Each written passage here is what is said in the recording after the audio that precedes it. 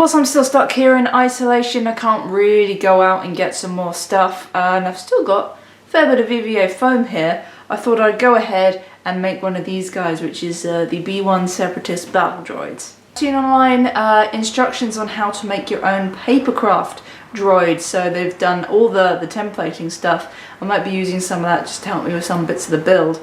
But if you want to make your own life-size battle droid and you don't have any foam hanging around, but you've got a working printer, lots of ink and lots of paper, you can make your own battle droid out of paper. So we're going to start off with the head. So I got the action figure for reference. I got a few pictures on my phone for reference. But we're kind of going to do the same thing we did with K2, which is just look at our pictures and just kind of work it out from there.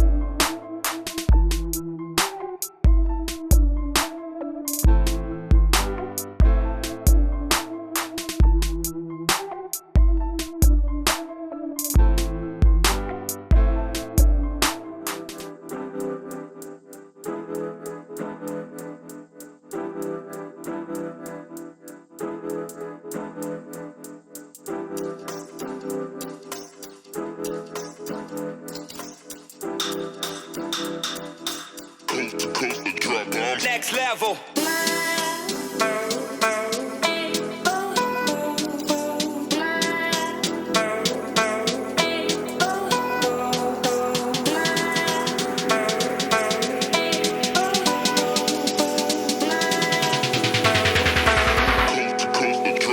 Next level.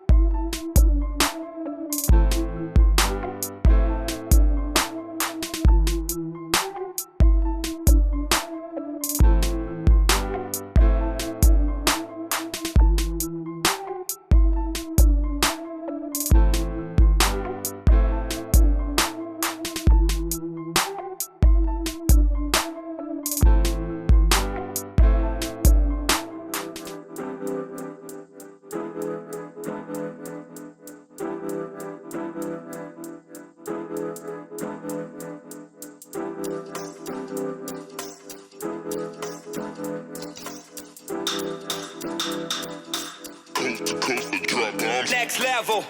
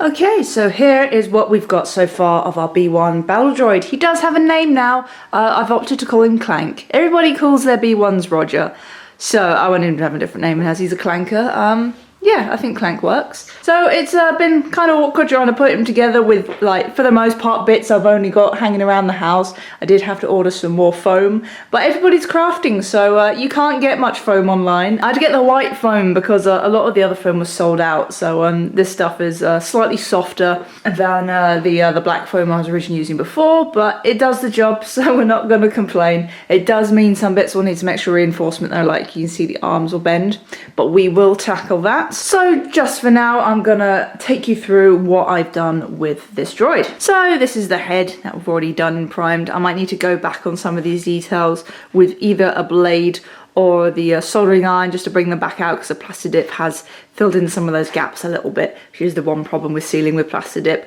It helps in some situations, but when you've got small details, sometimes it does cover it up. So again, for the most part, foam, but we've got like a little washer on the inside here. In the neck, we've got a wooden dowel that's there for structural support mainly, but also there is that detail piece on the back of the droid's neck, and some wooden dowel at the back here that just helps with these these bits. They kind of look like, I don't know, droid braids. I'm not sure what they are, but you know, they're still cool.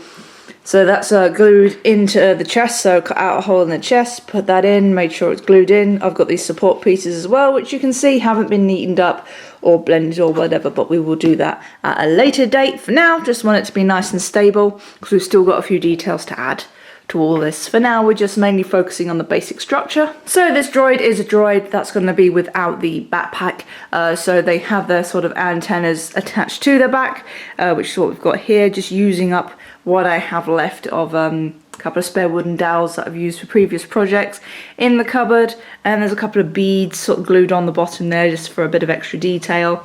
Of course, on the back we've used a soldering iron to sort of engrave some bits on there too. I'm not 100% happy with the size of the body, but I think it will probably be alright when we get everything else together. It's not too big, but I'm thinking it would just benefit from being that little bit smaller. But then if we cut down the middle, we're going to have some issues with getting everything to line up. So we're just gonna leave it as it is and keep working on it. So now moving on to the arms. So this is really awkward to do when, again, you don't have much you can work with.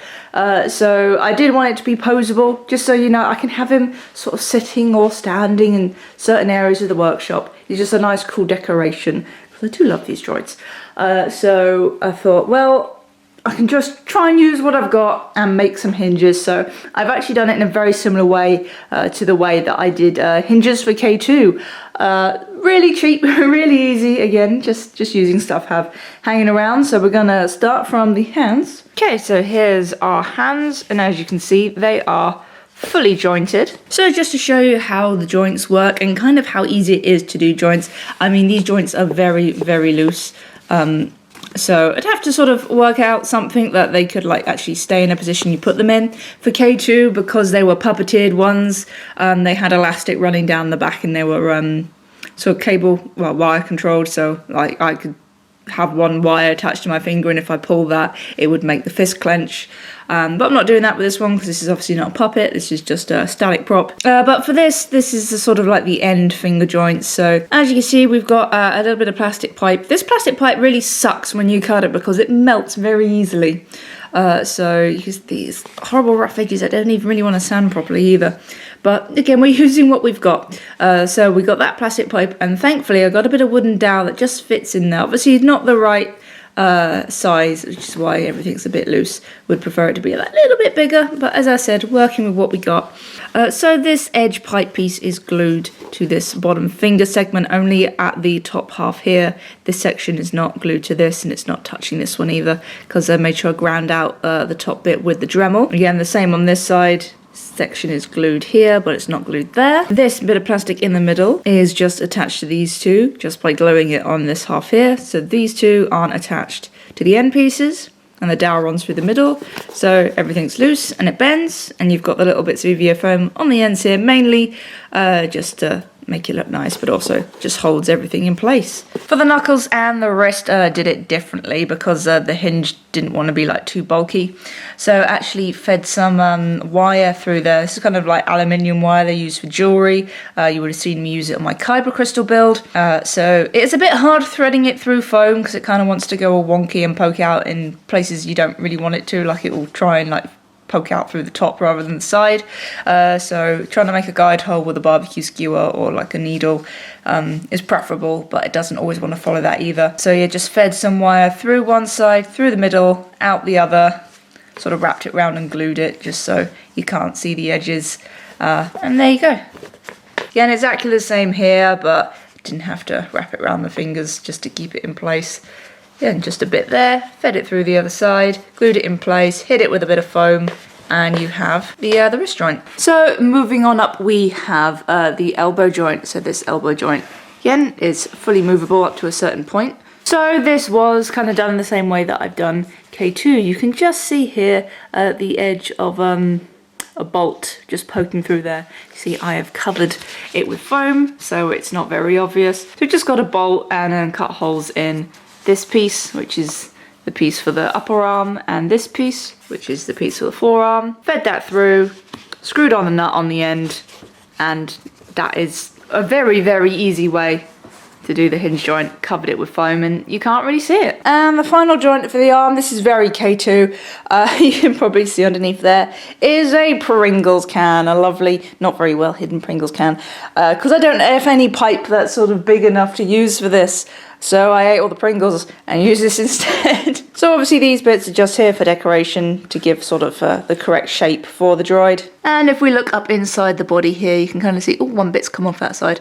but the edge of the Pringles can is just sticking through a hole that I made in the side of the body. And on the edge of that, I just glued a strip of foam, so that means it can't be pulled out. So this part, this chrome part, is just glued to the body here. It's in no way attached to the can, so you can move the arm joint. As you can see, it's still moving in there. And this part is then glued to the can, so that actually stops it from being able to slide out in this direction, and again also helps the shape of the arm joint. And then just glued the arm to the top of that. So again, really nice and easy.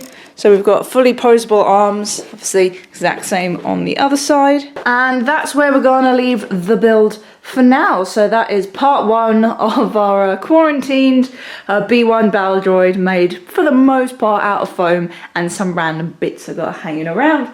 So the next episode we're going to tackle the sort of the hips and the legs and figure out how to get him to stand and stuff, and probably do some joints on the legs as well. And then the final episode should be details and getting this guy to look like a really cool droid, because the paint is always my favourite part of any build. So I hope you guys enjoyed this one. As always, thank you very much to my supporters on Patreon, especially to Jeff Kenny. If you want to support me on Patreon, links are always at the end of the video and in the description below. It's not something you have to do, liking the video, commenting, sharing among your friends, subscribing if you want to see more like this. That all helps out as well. So thank you for watching. I'll see you in the next video. Take care, and as always, may the Force be with you.